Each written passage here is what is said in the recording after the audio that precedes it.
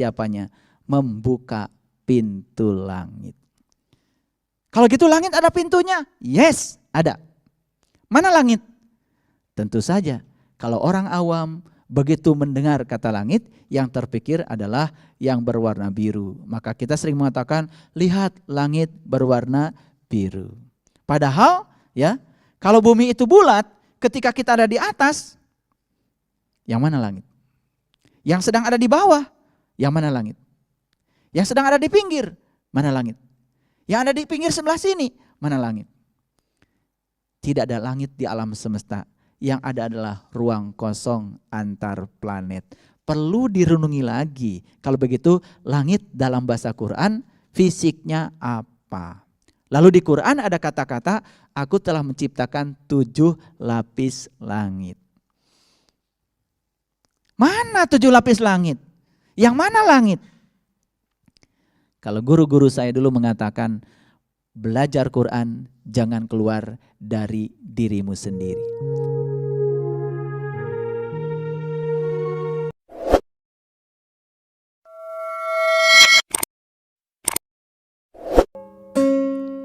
Bismillahirrahmanirrahim.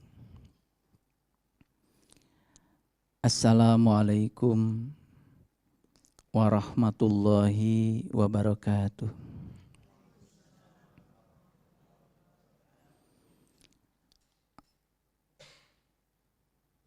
Alhamdulillahillazi hadana lihada wa ma kunna linahtadiya laula an hadanallah.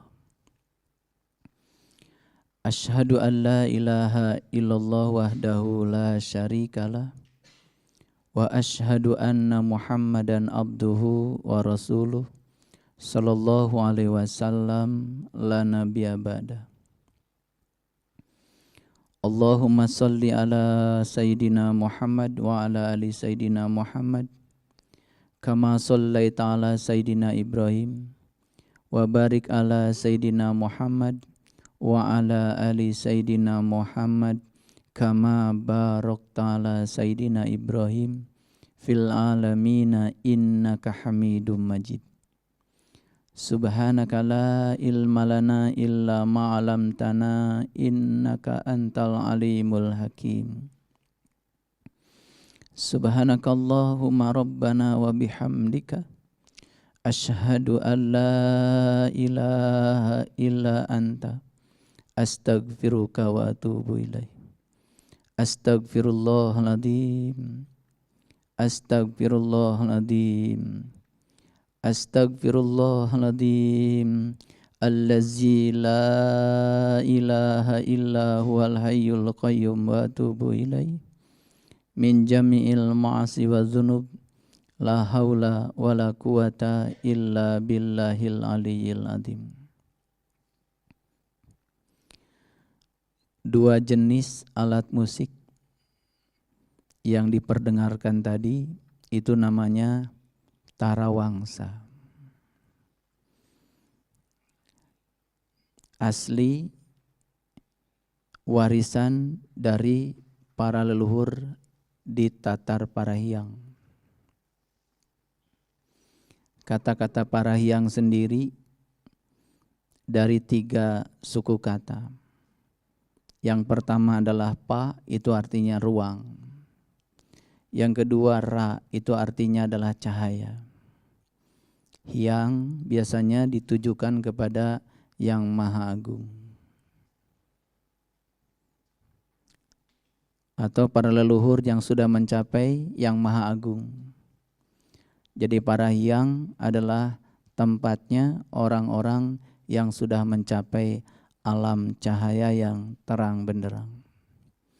Itu sebabnya jangan heran kalau di Tatar Parahiang, khususnya di Jawa Barat, banyak sekali nama-nama daerah yang diawali dengan kata-kata ci. Ci itu sebetulnya bukan cai, tapi ci itu sendiri artinya adalah cahaya.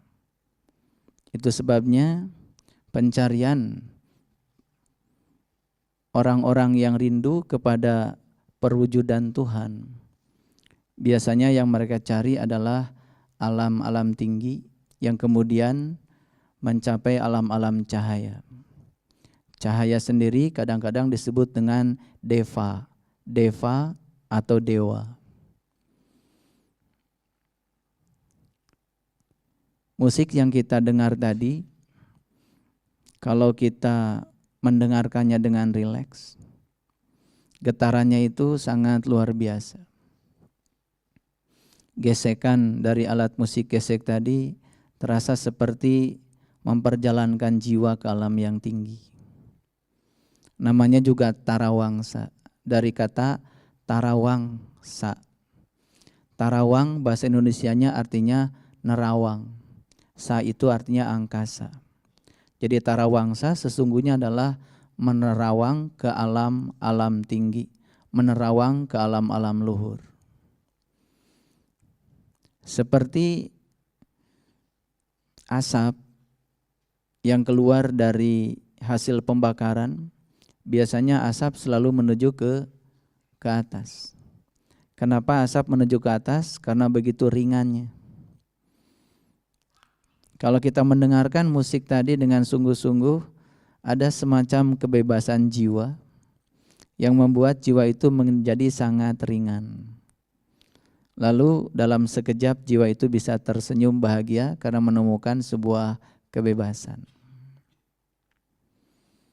Suara musik bisa sampai ke telinga kita sebetulnya karena apa? Karena ada getaran, baik kecapi maupun alat musik gesek, intinya adalah menimbulkan getaran. Sama-sama menimbulkan getaran, tetapi alunan suara yang sampai di telinga ternyata berbeda.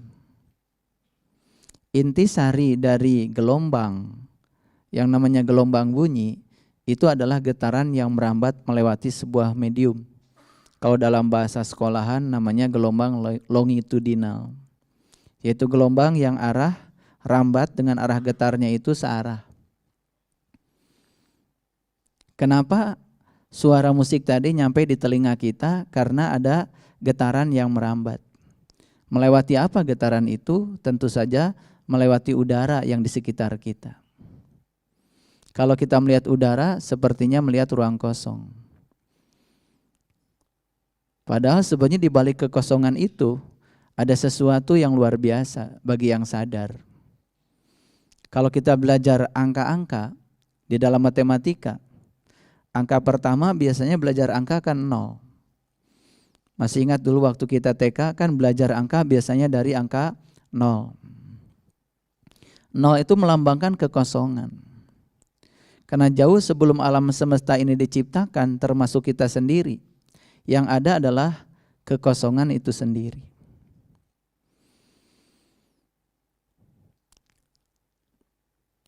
Satu-satunya yang ada dalam kekosongan itu adalah dia sendiri. Makanya setelah 0 masuk ke angka 1. Lalu ada seorang bijak di Bali yang menyatakan wujud dari kekosongan itu tiada lain adalah kecerdasan semesta tanpa batas. Kecerdasan semesta tanpa batas ingin mewujudkan diri sebagai sebuah kecerdasan, lalu mewujudkan kecerdasannya dalam bentuk ciptaan. Lalu kecerdasan itu kemudian mewujud menjadi energi. Dan energi memampat kemudian menjadi materi. Jadi materi, energi, dan kekosongan itu sendiri sebutnya adalah satu kesatuan. Kalau kita melihat ruang kosong di sekitar sini, mungkin kita hanya menyaksikan udara. Padahal sebetulnya ketika udara tidak ada, yang ada tetap saja kekosongan itu sendiri. Sekarang saya ada di sini, saya ada di sini. Saya sedang menempati sebuah kekosongan. Dan ketika saya berangkat dari sini, yang saya tinggalkan adalah kekosongan itu sendiri. Makanya kekosongan selalu ada. Jadi kalau kita ini disebutnya ada, sedangkan dia sendiri menyatakan dirinya maha ada. Karena kekosongan itu selalu ada. Lalu bagaimana ya sang kecerdasan semesta tanpa batas itu mewujudkan kecerdasannya? Lalu menciptakan ya wujud materi. Makanya materi yang pertama kali diciptakan ya oleh dia itu sebetulnya adalah atom. Para ilmuwan fisika sepakat menyatakan bahwa hanya ada 3 atom perdana yang diciptakan pertama kali. Yang pertama namanya helium, yang kedua namanya lithium, yang ketiga namanya deuterium. 3 atom perdana inilah yang menjadi bibit alam semesta. Termasuk matahari yang sering menyinari kita setiap hari, itu adalah unsur pembangunnya adalah helium. Makanya semua bintang yang jumlahnya sekitar 350 miliar triliun itu juga dibangun oleh helium. Itu adalah atom perdana di semesta ini.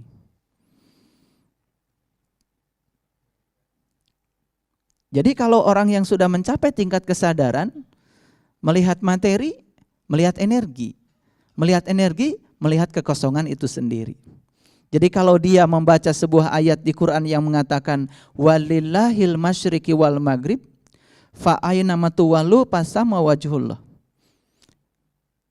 Aku meliputi timur dan barat, dan kemanapun kamu memalingkan wajah, di situ kamu akan mendapati aku.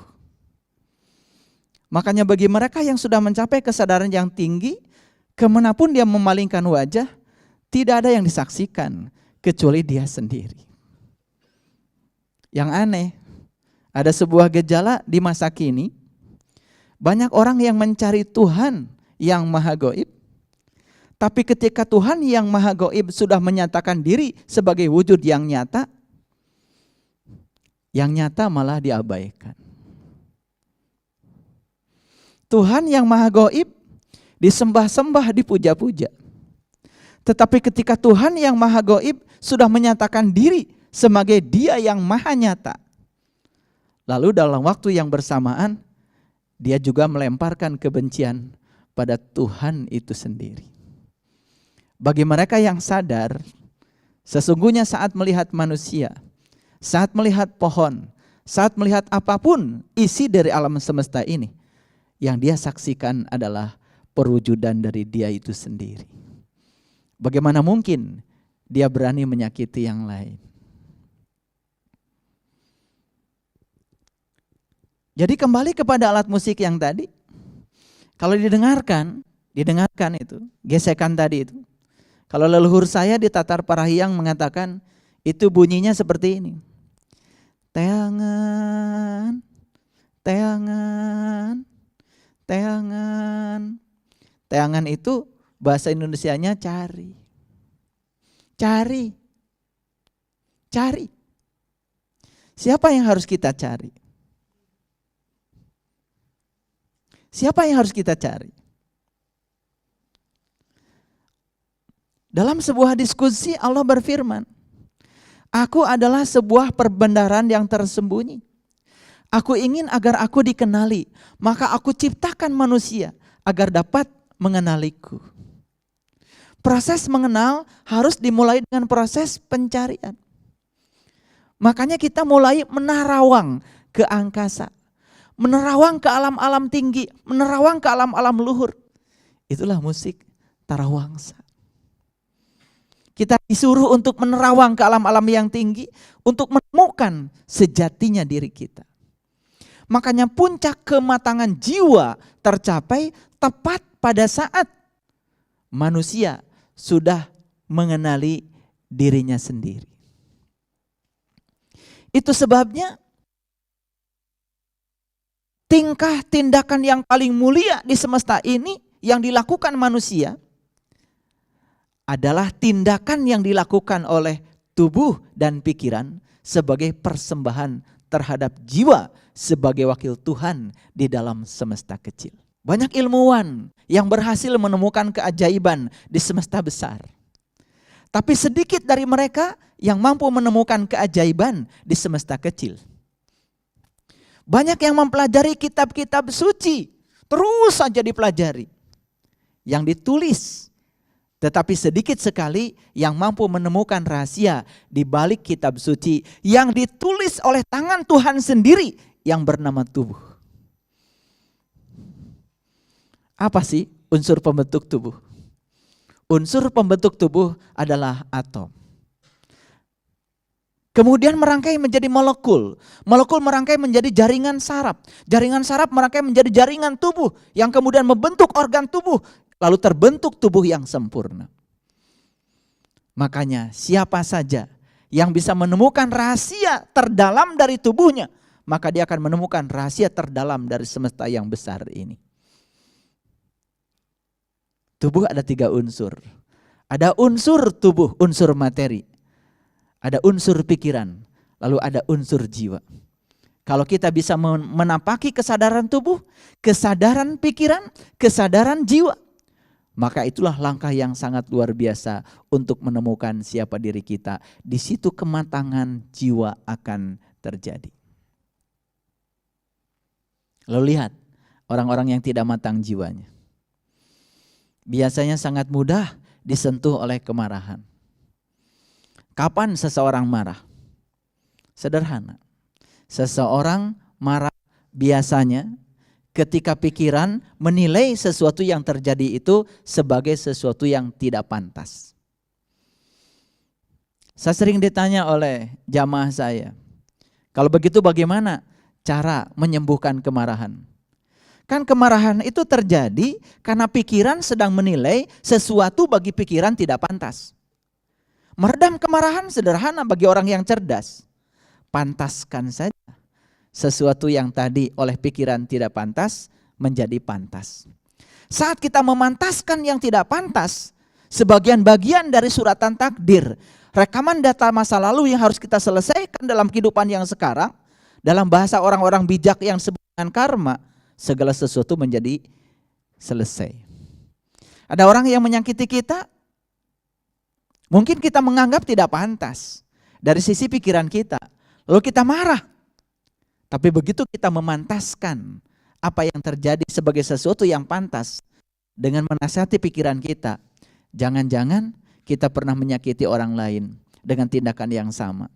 Lalu yang tidak pantas menjadi pantas menurut pikiran karena dinasihati dengan yang namanya suratan takdir, rekaman data masa lalu yang dibaca sebagai karma yang harus kita bayar dalam kehidupan yang sekarang, kan jadi selesai.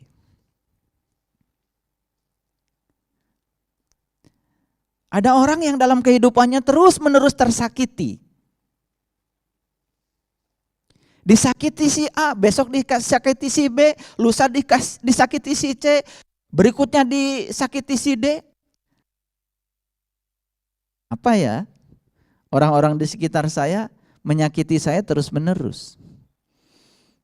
Dan proses itu akan terus-menerus, tidak akan pernah berhenti. Mengapa?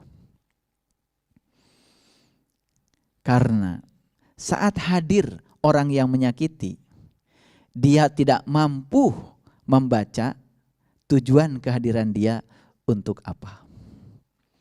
Coba sekarang, begitu kita melihat kehadiran dia sebagai tangan kiri Tuhan yang sedang mengajarkan kepada kita bahwa tindakan yang seperti itu menimbulkan rasa sakit kepada kita, kemudian rasa sakit yang kita rasakan mengajarkan kepada kita, jangan kamu melakukan tindakan yang sama kepada orang lain, karena orang lain akan merasakan sakit yang sama. Begitu pesan itu diterima, kita akan menerima pesan yang luar biasa. Lalu janji pada diri sendiri, begitu luar biasa sakitnya diberi tindakan yang seperti itu, maka saya berjanji untuk tidak melakukan tindakan yang sama kepada orang lain.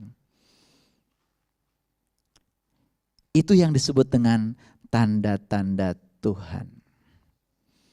Makanya di dalam Quran surat Al-A'raf ayat yang ke-40 ada ayat yang sangat indah. Bunyi ayatnya seperti ini. Innal ladzina kadzabu bi ayatina wastakbaru anha la tufattahu lahum abwabus samai wala yadkhulul jannah hatta yalijal jamalu fi sammil khiyat. Terjemahan bebasnya gini. Sesungguhnya orang-orang yang mendustakan tanda-tandaku dan menyombongkan diri, la tufattahu lahum abwabus samai, maka pintu-pintu langit tidak akan pernah terbuka bagi dia.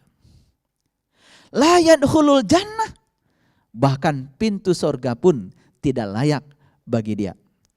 Hatta yalidal jamalu fisamil khiyat. Hingga unta bisa masuk ke lubang jarum. Kalau mendengar kata unta di Quran, pasti kebanyakan orang awam yang terpikir adalah sesosok binatang yang ada di Timur Tengah. Makanya banyak yang bangga ya. Ciri orang sudah pergi ke Timur Tengah, biasanya dia berfoto bersama unta. Jadi kebanggaan, udah sampai di sana. Padahal di Quran kata-kata unta sama sekali tidak cerita unta yang di sana. Kalau Quran cerita unta adalah unta yang di sana, bayangkan negeri-negeri yang gak ada unta. Berarti kan Quran tidak berlaku. Kata-kata unta di Quran bersifat simbolik. Berlaku di semua daerah, di semua ruang, di semua waktu. Makanya ada ayat yang sangat indah di Quran surat Al-Hajj ayat yang ke-27. Bunyi ayatnya seperti ini. Serulah manusia untuk berhaji. Maka mereka akan datang kepadamu dengan berjalan dan mengendarai unta yang kurus. Di situ ada kata unta yang sangat luar biasa. Ada beberapa kata yang penting. Yang pertama, serulah manusia untuk berhaji.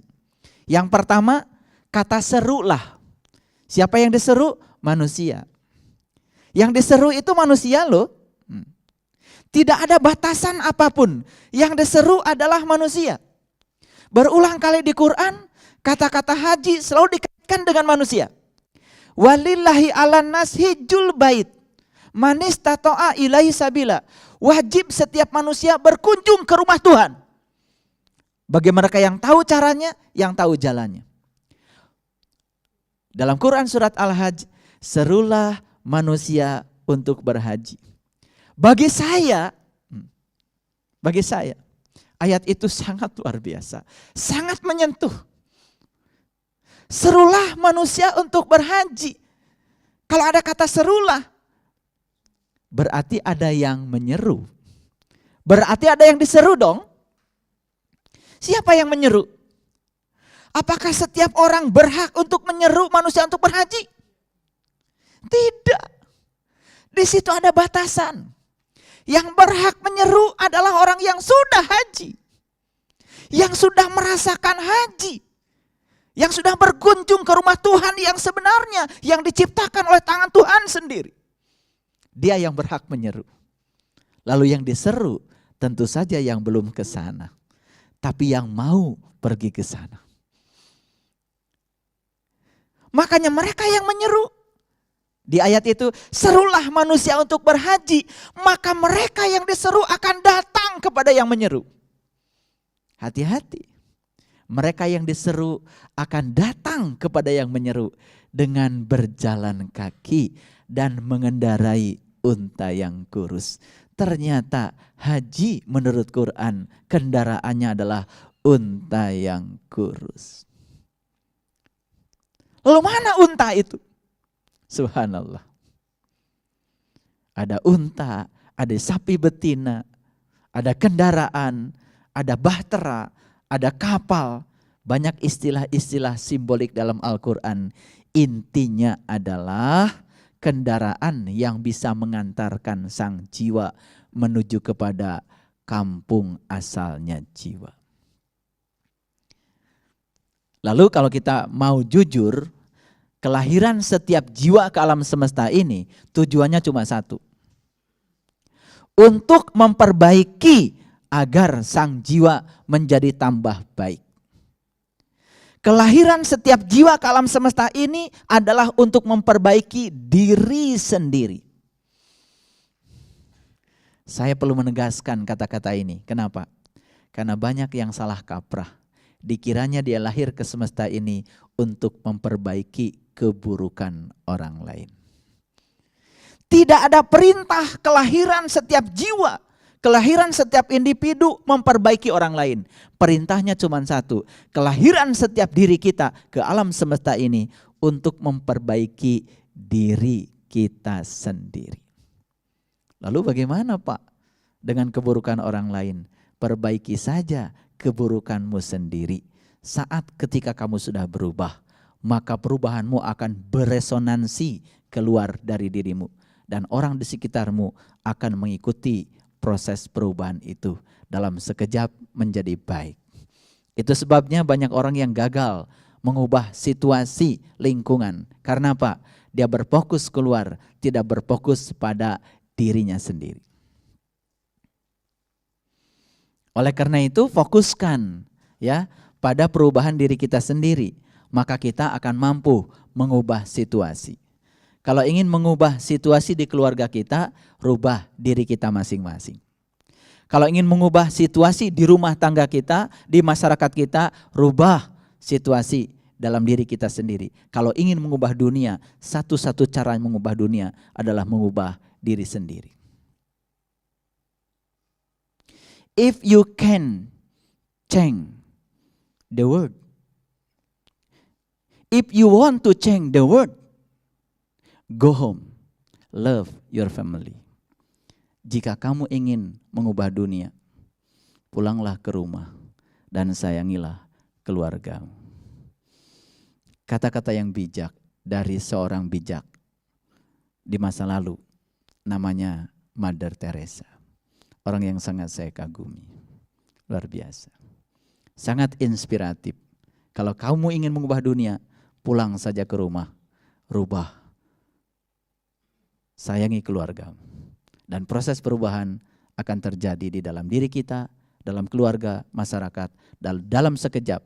Kalau semua orang pulang ke rumah, pertama ke rumah kita yang syariat, yang fisik, yang kedua pulang ke rumah sejati kita. Nah, pulang ke rumah yang fisik saja tidak cukup, karena kita harus pulang ke rumah sejati kita, pulang ke fitrah kita masing-masing, pulang ke kampung asal kita. Maka itulah tarawangsa. Menerawang ke angkasa.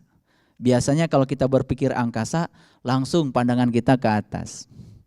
Karena kita juga sudah latah, sering mengatakan, aku mah tergantung yang di atas saja.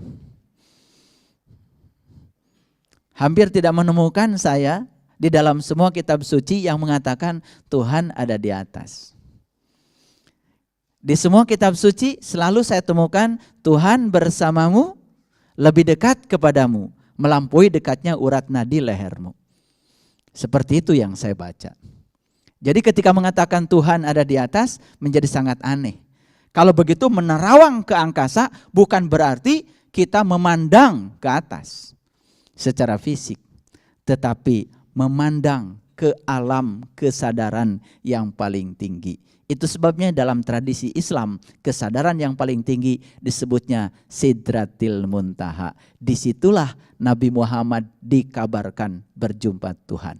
Bukan di sebuah ruang, bukan soal waktu. Bahkan terbebas dari konsep ruang dan waktu. Itulah puncak kesadaran yang tertinggi. Siapa saja yang bisa memasuki Sidrah Al-Muntaha dalam dirinya, maka dia akan bertemu dengan dirinya, dia akan bertemu dengan Tuhannya. Disitulah akan terjadi resonansi. Jadi kenapa Bapak Ibu tadi bisa mendengarkan musik? Ketika kacapi itu dipetik, dipetik. Apa yang terjadi di situ? Karena di sekitar senar kacapi itu ada udara. Jadi saat senar kacapi itu dipetik, sinar kacapi itu bergetar. Getaran itu kemudian dialirkan energinya ke udara. Kemudian getaran itu terus merambat sebagai gelombang mekanik, namanya gelombang bunyi. Itu energi yang merambat. Lalu energi itu merambat terus. Dan antara kecapi sampai telinga saya, sampai telinga kita, sampai telinga Bapak Ibu, tidak ada ruang kosong. Akibatnya tidak ada ruang kosong, padat dengan udara, maka gelombang mekanik itu dialirkan sampai di sini. Digetarkanlah di sini yang namanya gendang telinga kita. Gendang telinga digetarkan, sudah bergetar, kok kita bisa punya kesan mendengar? Kita mendengar suara kecapi, kita mendengarkan suara gesekan. Dan kita bisa membedakan, ini suara gitar, suara kecapi, atau suara seruling, kita bisa membedakan. Siapa yang bisa membedakan itu? Makanya banyak orang yang saya tanya, kenapa kalian bisa mendengar? Jawabannya sederhana, karena saya punya telinga. Loh, itu orang mati punya telinga. Kenapa kamu bisa melihat? Karena saya punya mata. Orang mati juga punya mata. Jadi yang bisa kita mendengar itu apakah? Karena kita punya telinga, karena ada dalam diri kita Dia yang maha mendengar. Tentu saja telinga itu hanya sebagai lantaran luar, lantaran fisik. Tapi lebih dalam lagi, karena ada Dia yang maha mendengar bersama dengan kita. Jadi siapa yang mendengar itu? Apakah saya? Di mana saya? Apakah ada bagian dari tubuh kita yang bukan dirinya?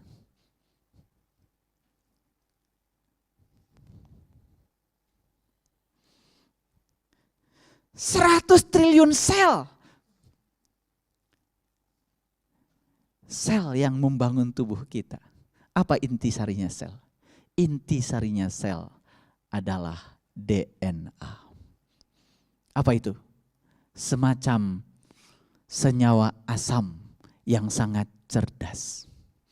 Apa unsur pembentuk DNA? Cuman 5 atom. Yang pertama hidrogen, yang kedua karbon, yang ketiga nitrogen, yang keempat oksigen, dan yang kelima fosfor. Sekarang saya kasih tahu, Bapak Ibu punya 5 macam bahan untuk bikin kue di rumah.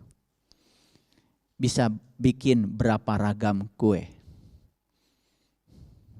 Kalaupun ragam kuenya bisa banyak, nanti rasanya itu-itu aja, namanya yang beda. Betul?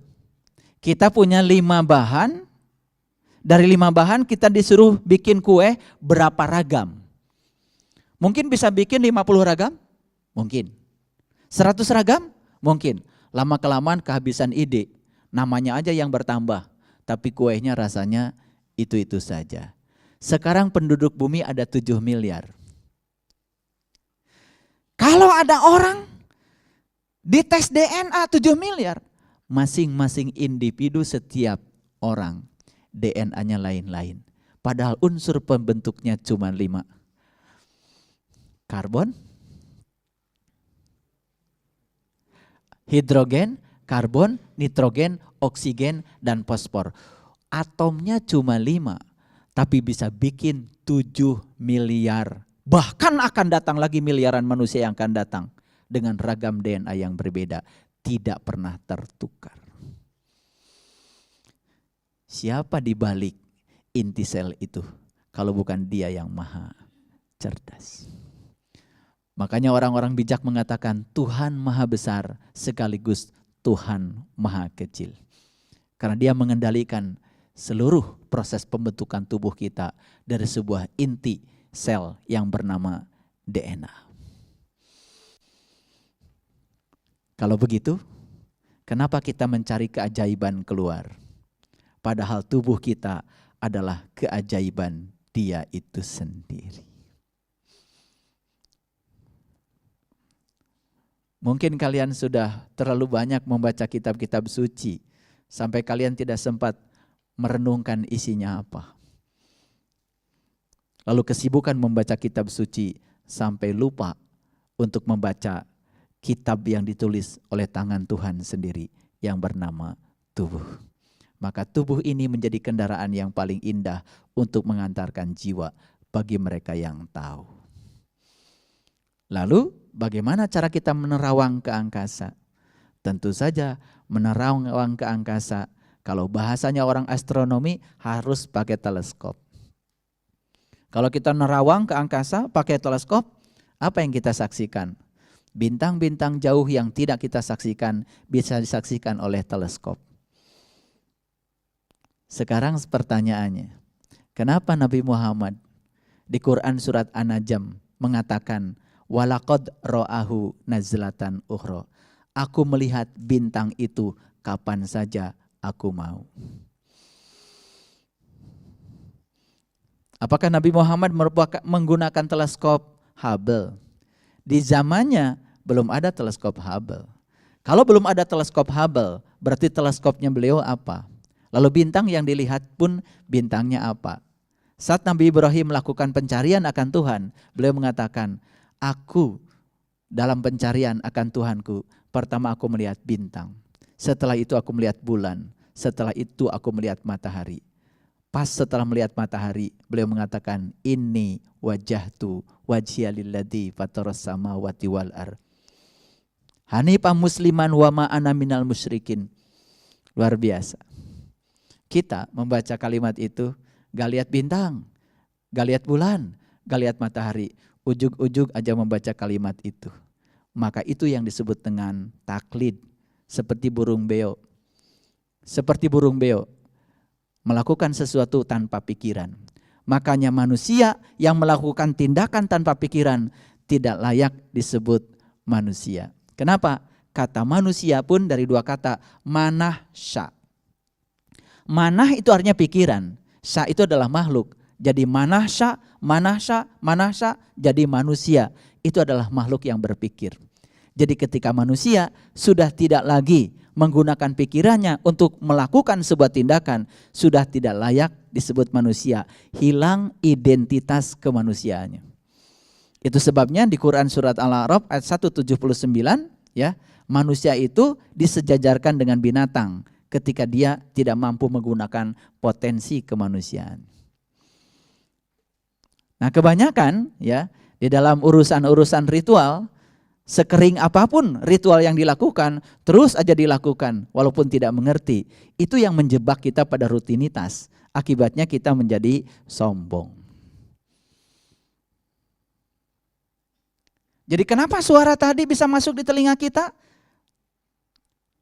Intisarinya karena ada Dia yang maha mendengar dalam diri kita. Walaupun punya telinga, kalau yang maha mendengar sudah tidak bersama dengan kita, kita tidak bisa mendengar lagi. Izin mendengar sudah tidak diberikan lagi kepada kita. Lalu pertanyaannya, apa sih suara itu? Kelihatan tadi yang dipetik itu cuma apa?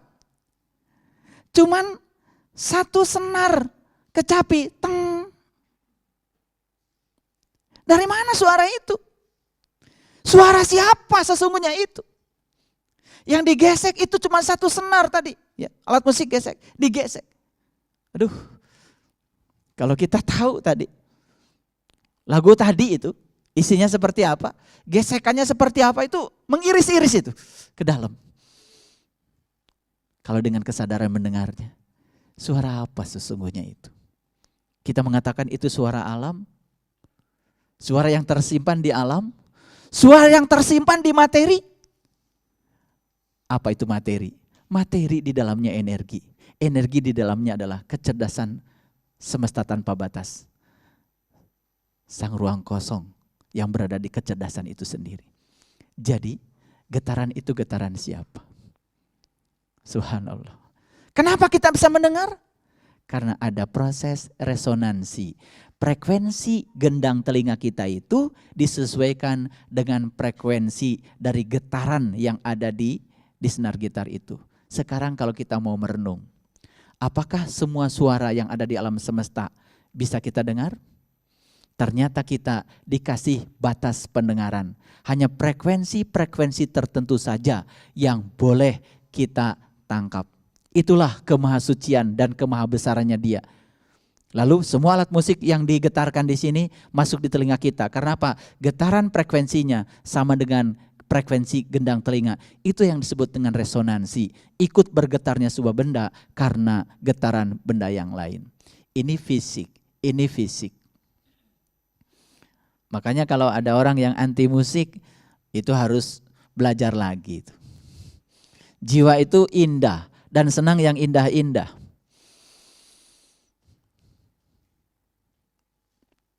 Sekarang, bagaimana cara Nabi Muhammad menerima wahyu?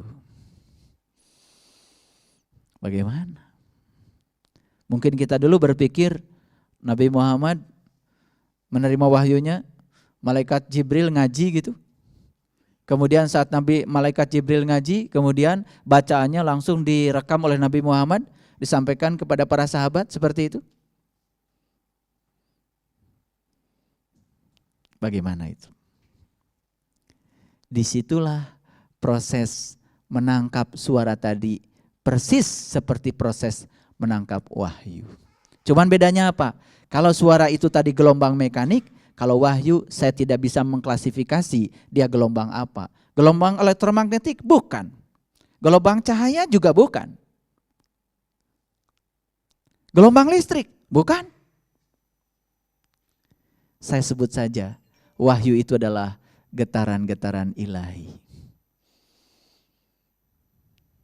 Kalau dia adalah getaran-getaran ilahi, getaran ini kan bisa merambat, berbentuk gelombang. Bagaimana cara kita menangkap getaran-getaran itu? Bagaimana Bapak Ibu bisa mendengarkan suara ini? Karena frekuensinya sama. Antara getaran yang dikecapi dengan getaran gendang telinga sama. Secara fisik seperti itu. Bagaimana kita bisa menerima pesan-pesan Tuhan? Kuncinya cuma satu. Dekatkan frekuensi jiwa kita dengan frekuensinya dia. Saat frekuensinya didekatkan, maka getaran dia akan nyambung ke dalam getaran kita. Itulah kemudian kita dapat pemahaman. Setelah dipahami, silahkan mau diuntai dalam kata-kata seperti apa, tentu saja sesuai dengan bahasa yang kita miliki. Jadi, musik tarawangsa ini menerawang ke angkasa. Pertama ada gelombang bunyinya, yang kedua yang paling penting kita sadari adalah ternyata gelombang bunyi ini bukan sekedar menggetarkan telinga fisik yang di luar, tapi telinga batin kita pun tergetarkan. Oh, ternyata kalau begitu batin punya telinga, Walaqad darokna li jahannam katsiran minal jinni wal insi. Sesungguhnya penghuni neraka jahanam itu kebanyakan dari jin dan manusia. Lahum qulub la yafqahuna biha, walahum adzanu la yasmauna biha, walahum ayunul la yubsiruna biha. Ulaika kal an'am balhum adol. Jadi manusia berkategori binatang. Satu, ketika pendengaran batinnya masih tidak mendengar. Yang kedua, ketika penglihatan batinnya tidak bisa melihat. Ternyata cara mengaktifkan pendengaran batin dan penglihatan batin adanya di kolbu. Itu sebabnya narawangsa berarti menerawang ke dalam diri di alam yang tertinggi. Disitulah sebetulnya alamatnya ada di dalam kolbu. Jadi sebetulnya leluhur kita itu membuat karya seni budaya itu tidak sembarangan. Pasti ada pesan-pesan mau disampaikan kepada kita. Cuman karena kita sekarang kenal dan hidup di zaman modern dengan serba luar negeri, lalu kita banyak yang melupakan pesan-pesan para leluhur kita. Padahal pesan dari alat gesek tadi sederhana. Teangan, teangan, teangan. Cari, cari, cari. Nah, siapa yang mencari? Pasti akan mendapat. Siapa yang mengetuk pintu, pintu pasti akan terbuka. Baik, kembali lagi kepada ayat yang tadi saya sampaikan ya. Di Quran surat Al-A'raf ayat yang ke-40 ya, sesungguhnya orang-orang yang mendustakan tanda-tandaku, satu, dan berlaku sombong, maka pintu langit bagi dia tertutup dan pintu surga bagi dia juga tertutup. Jadi kalau pintu langit sudah tertutup, berarti kita tidak mungkin bisa menerawang ke alam-alam yang tinggi. Itu sebabnya sebelum menerawang ke alam yang tinggi, tentu saja kita harus melakukan sebuah persiapan. Apa persiapannya? Membuka pintu langit. Kalau gitu langit ada pintunya? Yes, ada. Mana langit? Tentu saja. Kalau orang awam begitu mendengar kata langit, yang terpikir adalah yang berwarna biru. Maka kita sering mengatakan, lihat langit berwarna biru. Padahal ya, kalau bumi itu bulat, ketika kita ada di atas, yang mana langit? Yang sedang ada di bawah, yang mana langit? Yang sedang ada di pinggir, mana langit? Yang ada di pinggir sebelah sini, mana langit? Tidak ada langit di alam semesta. Yang ada adalah ruang kosong antar planet. Perlu direnungi lagi. Kalau begitu, langit dalam bahasa Quran fisiknya apa? Lalu di Quran ada kata-kata, aku telah menciptakan 7 lapis langit. Mana 7 lapis langit? Yang mana langit? Kalau guru-guru saya dulu mengatakan, belajar Quran jangan keluar dari dirimu sendiri. Begitu kita cerita bumi, cerita tentang diri kita. Begitu kita cerita langit, cerita tentang diri kita. Kalau gitu yang mana 7 lapis langit? Lalu Allah berfirman dalam Quran surat An-Naba, sebuah berita yang sangat besar. Wa banaina fauqakum sab'an sidada. Aku telah menyampaikan kepadamu sebuah berita besar. Apa itu? Aku telah menciptakan 7 yang amat kokoh pada dirimu, yang diabadikan menjadi 7 ayat Al-Fatihah, diabadikan menjadi 7 kali tawaf, yang diabadikan menjadi 7 kali sa'i, yang diabadikan menjadi 7 batu melempar jumroh. Berapa banyak mereka yang sadar di balik angka 7 itulah sebenarnya rahasia untuk narawangsa. Berapa banyak yang sadar di balik angka 7 itulah ada cerita untuk narawang ke alam angkasa. Narawang ke alam-alam yang tinggi. Subhanallah. Kalau kita merenungi itu, ternyata leluhur kita itu sudah meninggalkan jejak-jejak yang luar biasa. Cuman sayang sekali, sedikit sekali di antara generasi muda yang mau membacanya. Itu sebabnya mereka yang mendustakan tanda-tandaku, maka mereka akan mengalami ketertutupan pintu langitnya. Sekarang saya mau tanya pada ibu bapak sekalian. Musik yang tadi dimainkan tanda-tanda Allah. Alam semesta ini tanda-tanda Allah. Sekarang bagian mana di alam semesta ini yang tidak diliputi oleh dia? Kalau semua bagian alam semesta diliputi oleh dia, apa yang di alam semesta yang bukan dia? Bagi saya, musik pun dia sedang berbicara kepada kita lewat bahasa yang sangat indah. Yang berbicara dia, yang mendengar dia, bukan kita. Lalu saat yang mendengar dia, yang berbicara dia, terjadi resonan. Saat resonan, kita merasakan seperti sedang dibawa jalan-jalan. Mari kita lihat, kita buktikan sekarang, kita jalan-jalan lagi.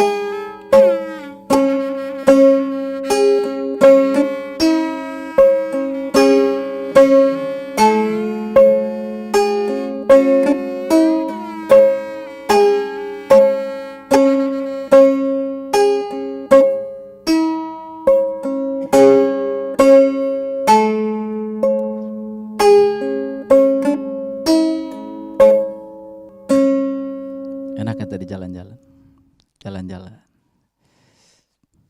Jiwa kita dibiarkan bebas. Mungkin kalau tidak dibatasi, rasanya tubuh ini pengen bergerak sendiri. Karena yang disentuh tadi adalah dimensi rasa. Selama ini kita bergerak selalu menggunakan pikiran.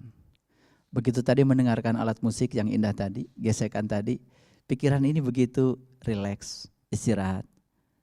Itu wukuf namanya. Dan yang berbicara tadi apa? Rasa. Dan rasanya rasa ini pengen segera menggerakkan tubuh ini. Itulah kebebasan. Agama seharusnya membebaskan jiwa. Selama ini kita sudah keliru karena agama justru membatasi gerak jiwa. Jiwa menjadi tidak bebas lagi. Jiwa dikerangkeng, bahkan jiwa dipenjara oleh batasan pikiran dan batasan tubuh. Subhanallah. Mari kita lanjutkan ayat yang tadi. Sesungguhnya orang-orang yang mendustakan tanda-tandaku dan menyombongkan diri, maka pintu langit bagi dia tidak akan terbuka. Pintu surga bagi dia juga tidak akan terbuka.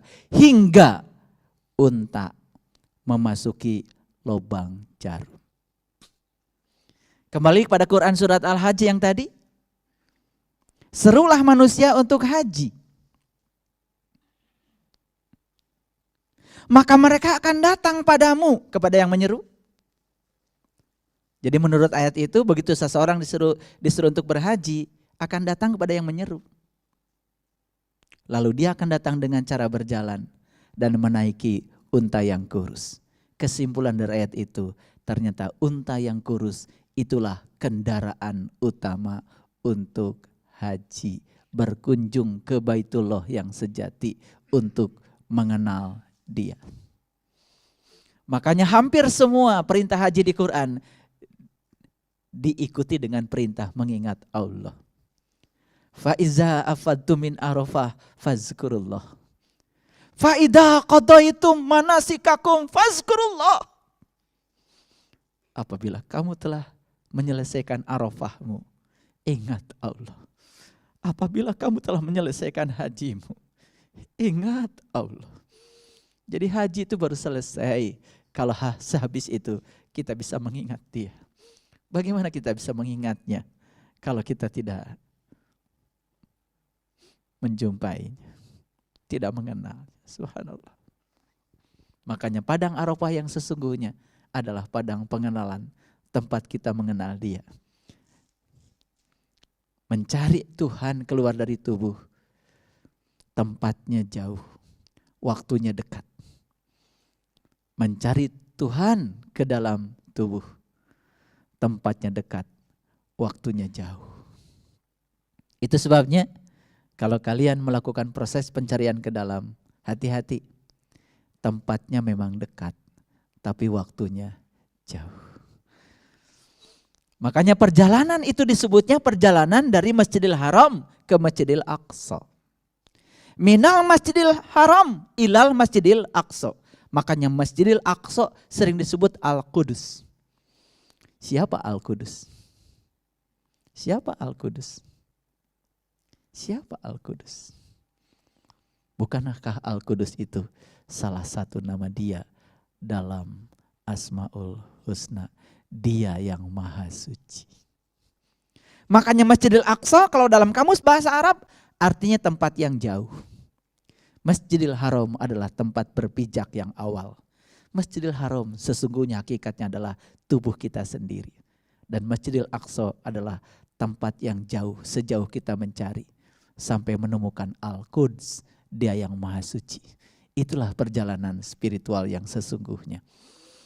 Makanya di dalam Quran surat Al-A'raf ayat 40. Tidak terbuka pintu langit, tidak terbuka pintu surga bagi orang yang mendustakan tanda-tanda Allah dan menyombongkan diri hingga unta masuk ke lubang jarum. Siapa yang tidak tahu jarum? Segede apa sih lubangnya? Cerita tentang lubang di Quran itu paling banyak. Quran surat An-Naml, surat semut, cerita apa? Itu cerita lubang. Bagaimana semut masuk ke dalam lubang. Bagaimana semut itu menyiapkan bekal. Makanya semut itu binatang yang paling luar biasa. Di musim kemarau dia keluar dari lubang. Di musim hujan dia nggak keluar dari lubang. Karena apa? Saat di musim kemarau dia kumpulkan makanan sebanyak-banyaknya untuk persiapan di musim hujan. Jadi kalau ingin punya persiapan makanan, bukan makanan itu maksud saya, makanan untuk para semut-semut sejati, maka para semut itu harus rajin mengangkut makanan. Kemana? Ke dalam lubang. Di mana lubang itu? Subhanallah. Cerita tentang lubang tidak akan jauh dari diri kita.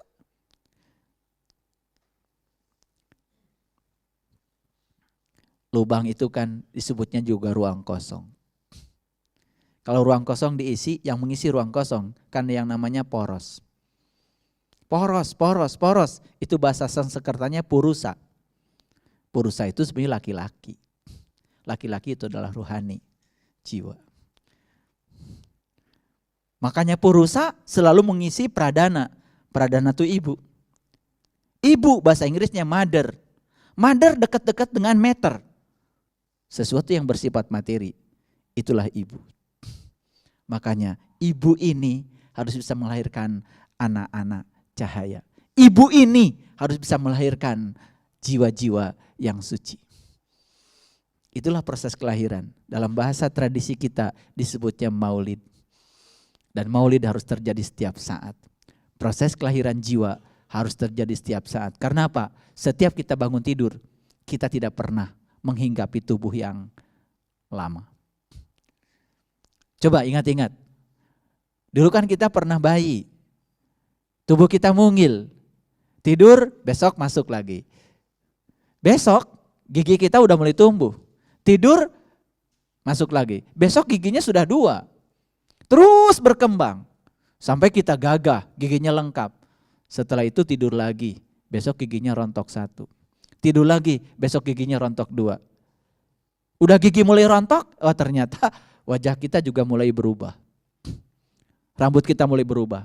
Siapa di ruangan ini yang setiap bangun tidur datang kepada tubuh yang baru? Tidak ada. Setiap kita selalu datang pada tubuh yang baru, bukan tubuh yang lama. Pada tubuh yang baru. Artinya apa? Artinya kita selalu menempati tempat yang baru. Harusnya jiwa kita juga baru dong. Harusnya pikiran kita juga diperbarui dong.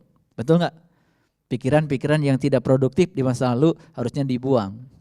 Makanya para peneliti di bidang neuroscience mengatakan ya, otak itu ukurannya cuma 2% dari ukuran tubuh. Tapi ternyata otak ini menyita energi 20% dari energi tubuh. Harusnya kalau otak tuh 2% dari ukuran tubuh, dia hanya ngambil energi 2% saja dari tubuh. Ternyata dia korupsi, ngambil energi 20%. Akibatnya apa? Banyak bagian-bagian dari tubuh kita yang kurangan energi, defisit energi. Makanya lihat, orang-orang yang suka memikirkan yang negatif, memikirkan yang gak penting, memikirkan masa lalu yang sudah terjadi, memikirkan yang akan datang habis-habisan yang belum terjadi, lupa dengan hari ini. Biasanya wajahnya pucat, gampang sakit, pegel-pegel. Ya, kepalanya pusing, jalan kesemutan. Kenapa? Karena sebagian energi dari organ tubuh yang lain kan disita oleh pikirannya. Dan kalau dibalik, begitu seseorang berpikir positif, ternyata pikiran positif justru menyumbang energi pada seluruh organ tubuh 20%.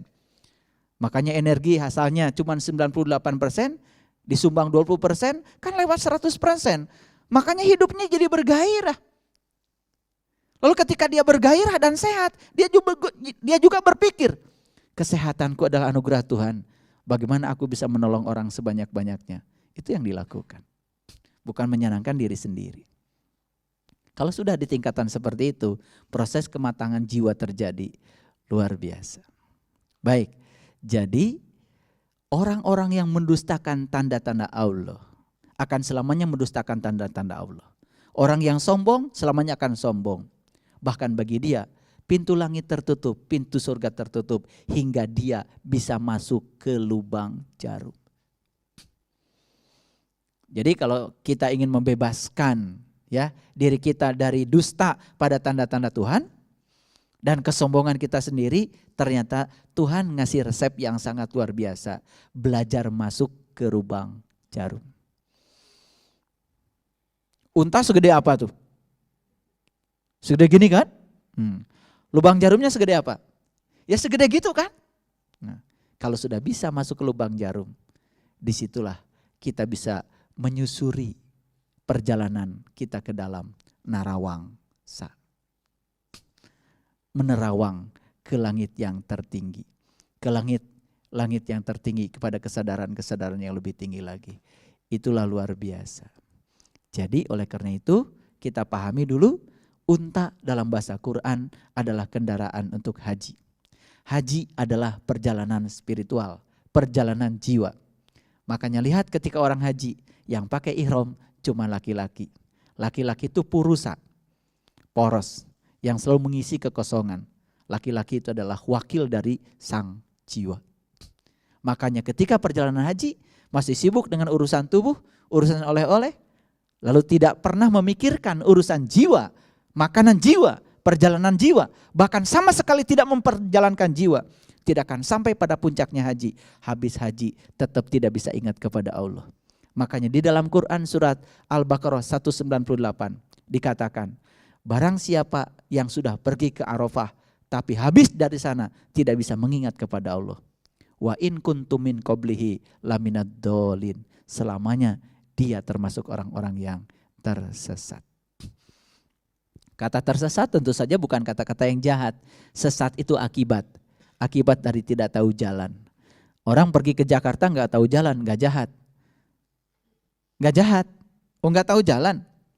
Makanya saya lebih suka menerjemahkan ad-dolin dalam bahasa Quran itu sebetulnya orang-orang yang nggak tahu jalan. Akibat nggak tahu jalan, maka dia jadi tersesat. Tersesat itu akibatnya. Tapi tersesat itu penting. Kenapa? Saat kita tersesat, pasti kita akan bertanya. Dan tidak pernah kita bertanya saat tidak sedang tersesat. Selalu tersesat, selalu bertanya saat sedang tersesat. Makanya ada kata-kata bijak dari orang-orang bijak. Siapa yang berani tersesat, selamanya tidak akan tersesat. Dan siapa saja yang takut tersesat, selamanya tersesat. Selamat kepada yang berani tersesat, karena tidak akan pernah tersesat. Itu keuntungan yang sangat luar biasa. Baik, jadi harus belajar masuk ke lubang jarum. Disitulah banyak orang yang mengatakan tidak mungkin. Karena ayat ini dipahami secara fisik, bukan sebagai simbolik. Oleh karena itu satu kuncinya, cari mana untanya, cari mana lubang jarumnya. Disitulah perlu bertanya pada orang yang tahu.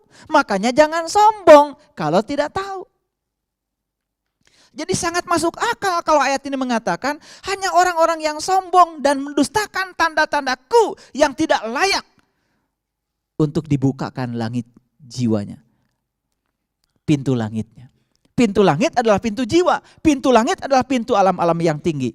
Pintu langit sesungguhnya adalah pintu kolbu. Makanya mereka yang terbuka pintu kolbunya bisa melaksanakan perjalanan ke dalam diri. Menemukan diri sejatinya, maka disitulah aliran pengetahuan akan datang. Aliran pengetahuan ini yang kemudian akan mencerahkan. Sering dengar kata pencerahan?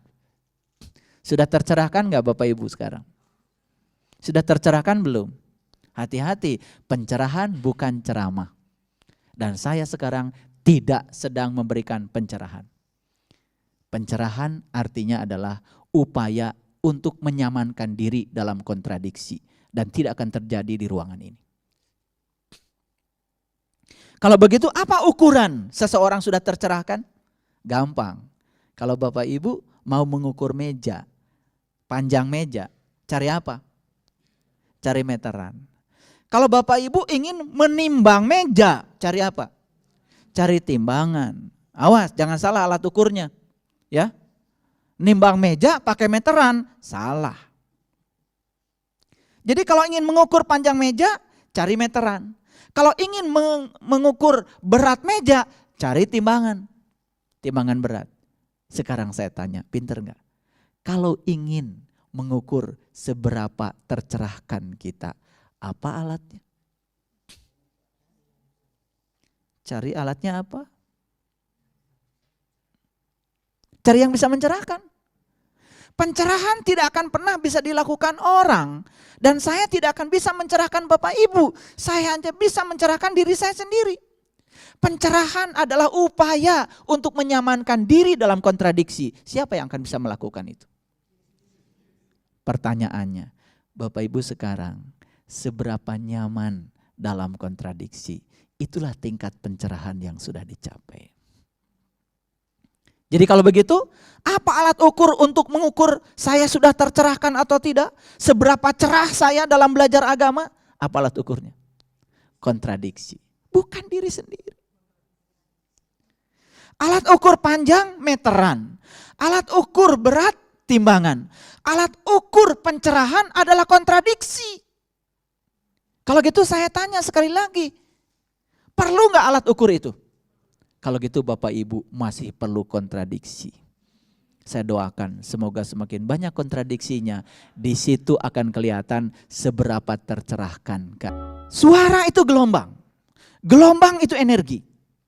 Secara fisika saya bisa menghitung berapa rapat energi yang merambat tadi ke sini. Kalau saya jelaskan di sini pusing Bapak Ibu. Tapi itu sangat mudah ngitungnya. Intensitas energi yang datang ke sini bisa saya hitung. Saya bisa turunkan rumusnya dalam sekejap. Energi. Sekarang saya tanya, kenapa orang berpikir yang tidak penting menghabiskan energi? Berarti kalau begitu, memikirkan yang tidak penting, usaha menghabiskan energi. Betul? Iya. Kalau gitu saya tanya sekarang, kalau orang marah pakai energi? Kalau orang menyimpan kemarahan, berarti dia menyimpan apa? Menyimpan energi. Ingat hukum kekekalan energi. Energi tidak bisa diciptakan, energi tidak bisa dimusnahkan. Jadi kalau ada orang yang mengajarkan kepada Bapak Ibu bisa membuang energi, itu sudah melanggar hukum kekekalan energi. Energi tidak bisa diciptakan, energi tidak bisa dimusnahkan. Energi hanya berubah bentuk dari bentuk yang satu ke bentuk yang lain. Sekarang pertanyaan saya, kenapa ada orang yang suka meledak-ledak marah? Kenapa? Kenapa? Sederhana jawabannya. Lihat saja kompor di dapur. Kapan tabung gas meledak? Kalau menurut bahasa fisika, proses meledak terjadi pada proses isohorik. Isohorik itu proses yang terjadi pada volume konstan. Ban mobil, tekanannya terlalu besar. Kemudian dia berjalan di tol dengan kecepatan yang tinggi. Saat berjalan,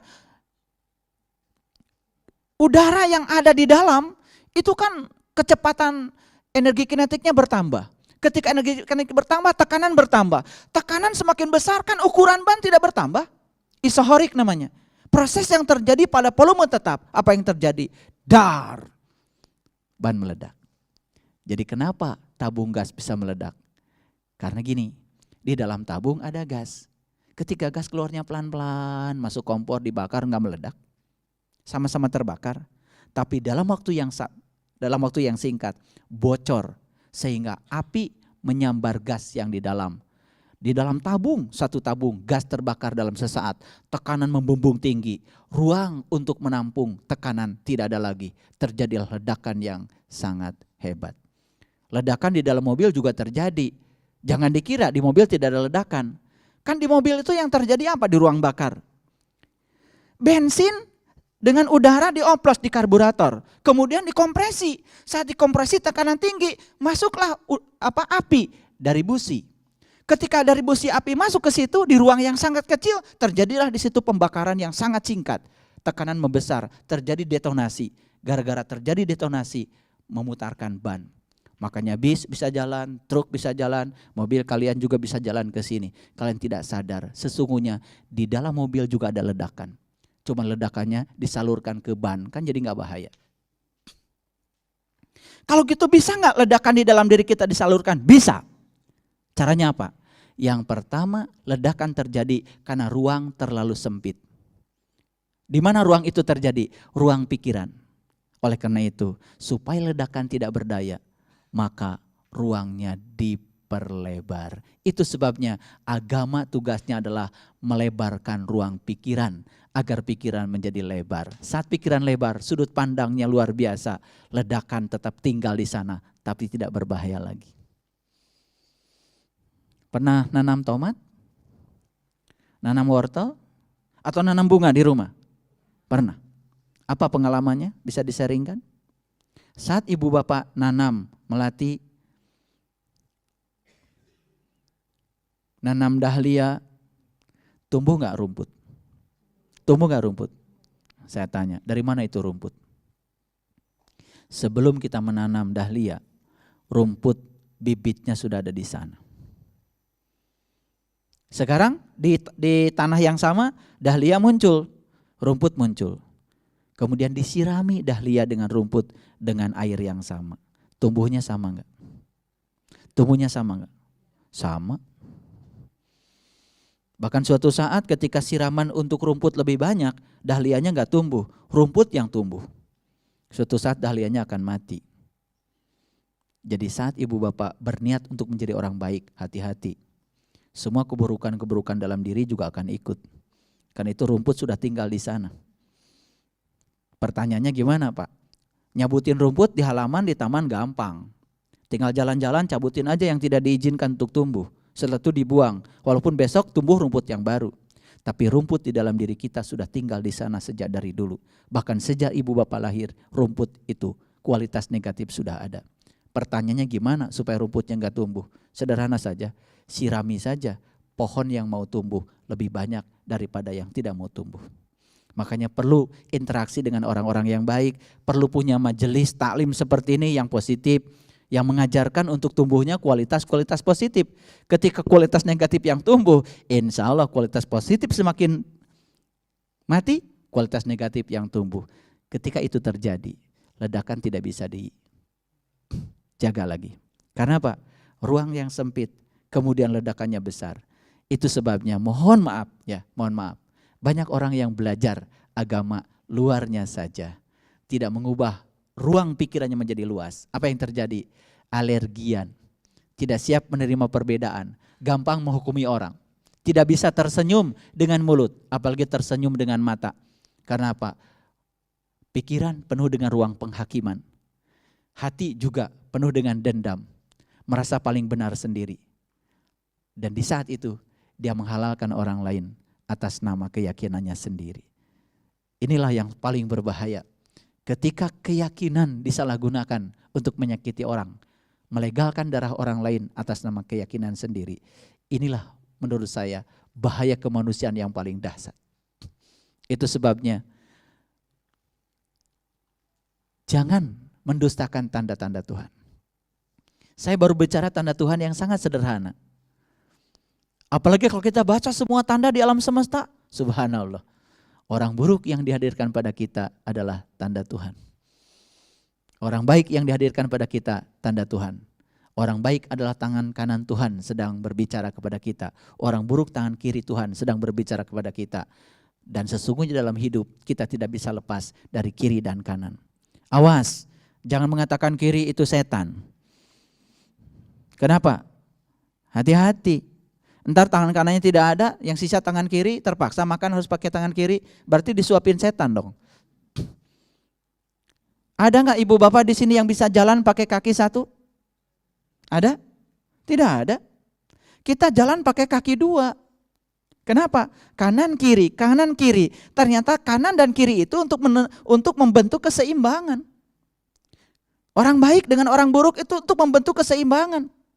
Tidak ada orang baik kalau tidak ada orang buruk. Makanya jangan menolak dua-duanya. Terima saya dengan ikhlas. Karena dua-duanya penting. Saya bukan mendukung orang buruk. Orang sabar itu perlu ada orang yang tidak sabar. Bahkan saya mengatakan tadi untuk mengukur seberapa hebat kita beragama perlu kontradiksi. Dan kalau tidak ada kontradiksi tidak terukur. Kalau lagi seperti ini di ruangan ini kan semua kelihatan soleh. Semua kelihatan baik, semua kelihatan sabar. Begitu mendapatkan kontradiksi, di situ ukuran kita. Karena cara untuk mengukur seberapa dewasa kita, seberapa matang jiwa kita perlu kontradiksi. Kalau gitu, orang yang sudah sadar, dia tidak alergi dengan kontradiksi. Saat mendapatkan yang tidak diinginkan, inilah saat dimana saya bisa mengukur keberhasilan hidup dan beragama saya. Inilah saat saya bisa mengukur seberapa berhasil saya mendidik jiwa saya. Itu sebabnya. Pikiran sesungguhnya harus selalu dididik oleh jiwa kita. Maka saya tadi mengatakan di awal, perbuatan yang paling mulia di semesta ini yang dilakukan oleh manusia adalah tindakan pikiran dan tubuh. Untuk membuat sebuah tindakan persembahan pada jiwa sebagai wakil Tuhan di dalam diri kita di semesta yang kecil ini. Apakah semua yang kita pikirkan untuk jiwa? Apakah semua yang dilakukan oleh tubuh untuk jiwa? Yang berbahaya, sholat pun ternyata bukan untuk jiwa. Gerakan-gerakan sholat tidak melibatkan jiwa. Ingatan dalam sholat tidak melibatkan jiwa. Bayangkan ritual pun yang disebut dengan ritual dalam agama tidak melibatkan jiwa. Jadi pantas kalau Allah kemudian berfirman, Aro'aital ladzi yukadzibu biddin, celakalah para pendusta agama. Celaka para pendusta agama. Siapa? Fazalikal ladzi yad'ul yatim, orang-orang yang mentelantarkan yatim. Yatim itu yang tidak pernah dilahirkan, tidak pernah beribu, tidak pernah punya bapak. Yatim adalah jiwa kita sendiri. Jadi ketika sholat tidak melibatkan jiwa, sebenarnya kita sedang sholat mentelantarkan jiwa kita sendiri. Bayangkan ketika jiwa ditelantarkan, seperti apa nasibnya jiwa. Padahal jiwa juga perlu makanan. Kata Imam Al-Ghazali dalam kitab Ihya Ulumuddin, tubuh kita 3 hari tidak makan, mati. Jiwa kita 3 hari tidak makan juga mati. Pertanyaannya, berapa hari jiwa kita tidak makan? Jiwa kita perwujudannya adalah nur, cahaya. Tentu saja, cahaya tidak butuh makanan dari bumi. Cahaya hanya butuh makanan dari langit. Narawangsa. Nerawang ke angkasa. Biar mendapatkan makanan dari langit. Makanan dari langit dalam Quran disebutnya Al-Ma'idah. Makanya ada doa Nabi Isa yang sangat indah. Allahumma robbana anzil alaina ma'idatan minas sama'i takunu lana id. Ya Allah, turunkanlah hidangan dari langitmu. Yang turunnya hidangan itu merupakan hari raya bagiku. Berarti supaya turun hidangan dari langit, pintu langitnya harus terbuka. Lagi-lagi upaya pertama adalah membuka pintu langit. Disitulah perlunya kita berguru kepada orang yang tahu. Perlu berguru kepada seorang guru yang tahu. Kalau menggunakan bahasa Quran, apa sih indikator langit itu terbuka? Kalau ingin tahu indikatornya, ada di Quran surat Ar-Rahman ayat 37. Fa'idha sakotis sama'u pakanat wardatan kaddihan fabi ayyi ala'i rabbikuma tukadziban. ketika langit rohani terbuka, kau akan menyaksikan mawar merah seperti kilapan minyak. Duh, beruntung mereka yang sudah menyaksikan mawar merah di alam dirinya. Beruntung mereka yang sudah menemukan supernova dalam dirinya. Ternyata NASA menyebut supernova mawar merah. Karena memang ya perwujudan supernova asal muasal alam semesta dalam teori Big Bang itu adalah persis seperti mawar merah. Tapi mawar merah yang ada di NASA itu diambil teleskop Hubble. Bisa dipotret berarti materi. Sedangkan Tuhan bilang ciri langit yang sudah terbuka, dia bisa menyaksikan mawar merah seperti kilapan minyak. Nikmat Tuhan mana lagi yang akan engkau dustakan. Lalu beliau mempertajam lagi dengan kata-kata Rabbul Masyriqain wa Rabbul Maghribain. Aku telah menciptakan dua tempat terbit matahari dan aku telah menciptakan dua tempat terbenam matahari. Babi ayyala rabbikuma tukadziban. Nikmat Tuhan mana lagi yang akan kau dustakan? Kalau tempat terbit matahari ada dua, berarti mataharinya harus ada dua. Kalau tempat terbenamnya matahari ada dua, berarti mataharinya harus ada dua. Satu matahari fisik untuk proses fotosintesa fisik. Dan kita sudah saksikan setiap hari. Tapi satu lagi matahari rohani yang akan muncul dalam gua yang terdalam diri kita. Narawangsa menyaksikan matahari sejati dalam diri. Itu sebabnya Sunda sebetulnya bukan nama etnis. Tapi Sunda dari kata Sunada. Sunada. Su itu artinya abadi. Na itu artinya cahaya. Da itu besar. Api abadi yang besar itu adalah matahari. Sunda itu artinya matahari. Makanya ada ajaran Sundayana, Sundayana, Sundayana. Jalan hidup menuju matahari. Dulu saya mengira itu matahari yang biasa. Bukan, matahari sejati dalam diri. Makanya orang Sunda kalau pergi ke kota bilangnya nyaba. Satu-satunya di Quran kata saba. Satu-satunya di Quran kata saba. Di kitab lain saya tidak menyaksikan kata itu.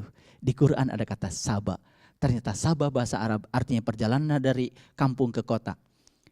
Orang tua kita di Tatar Parahi yang sudah mengatakan, badai kamana ya nyaba, kamana kadayeuh kolot. Dayeuh kolot itu kota tua, bahasa Qurannya Baitul Atiq. Makanya kurban baru sah kalau dilakukan di Baitul Atiq, di kota tua. Mana kota yang paling tua dari tubuh kita? Itulah yang pertama kali Tuhan ciptakan. Dan itu yang pertama keluar saat kita keluar dari gua garba seorang ibu. Di mana dayeuh kolot? Duh, ternyata dayeuh kolot itu bersama saya setiap saat. Itulah kota tua, tempat kita melaksanakan kurban yang sejati. Mendekat kepada Tuhan, Allah Rabbul Izzati. Indah bukan? Indah bukan? Makanya Sundayana, Sundayana, Sundayana jadi Sundai, Sundai, Sundai dibacanya jadi Sunday. Sunday jadi hari Minggu. Kenapa? Minggu itu hari istirahat. Istirahatnya ikatan kita dengan dunia saat pikiran kita tentram, saat jiwa kita merasa, disitulah terjadilah hari matahari, Sunday. Bahasa Arabnya adalah Ahad, saat menyatu kita dengan Tuhan, itulah Ahad. Syarat menyatu dengan Tuhan, kita harus wudhu terpisah dari yang selain Tuhan. Begitu kita Sunday, Sunday, Sunday, Minggu, silahkan kalian menyebutnya pakai apa. Jangan ribut dengan sebutan kalau nggak ngerti. Mau Sunday, mau Minggu, mau Ahad, semua intinya sama. Menyatu dengan Dia. Hargailah orang yang melakukan upacara kebaktian di hari Sunday. Biarkan, gak usah usil. Semua punya jalan masing-masing. Yang penting suatu saat semoga kita bisa menemukan intisarinya agama. Makanya tahun 2009 semua tokoh agama berkumpul di Swiss merumuskan apa intisarinya agama. Dan semua sepakat dari semua tokoh agama, intisarinya agama adalah belas kasih, compassion. Dan itu sudah dirumuskan tahun 2009. Semua tokoh agama berkumpul di Swiss merumuskan apa sih intisarinya agama. Inna dina indallahil Islam. Sesungguhnya intisari agama menurut Tuhan Allah adalah pasrah, tulus, ikhlas, belas kasih, compassion. Luar biasa kalau kita tahu. Semoga dengan uraian saya ini kita bisa mengalami kematangan jiwa Dan pintu-pintu langit terbuka bagi kita. Pintu surga pun terbuka bagi kita. Jangan mendustakan tanda-tanda Tuhan. Lepaskan semua kesombongan.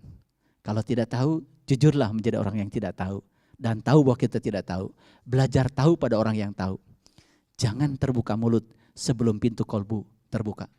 Jangan terbuka mulut sebelum pikiran terbuka. Karena itu sangat berbahaya.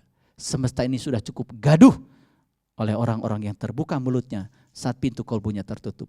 Sudah cukup riuh oleh orang-orang yang terbuka mulutnya saat pikirannya masih tertutup. Saat pikiran masih dilanda kemarahan. Subhanallah. Saatnya barangkali kita beristighfar. Menyadari kembali kelahiran kita ke alam semesta bukan untuk memperbaiki keburukan orang, memperbaiki keburukan kita sendiri. Saat kita sudah baik, kita akan memvibrasikan kebaikan kita dalam sekejap alam semesta menjadi baik. Shadaqallahul adzim. Barakallahu li wa lakum. Assalamualaikum warahmatullahi wabarakatuh.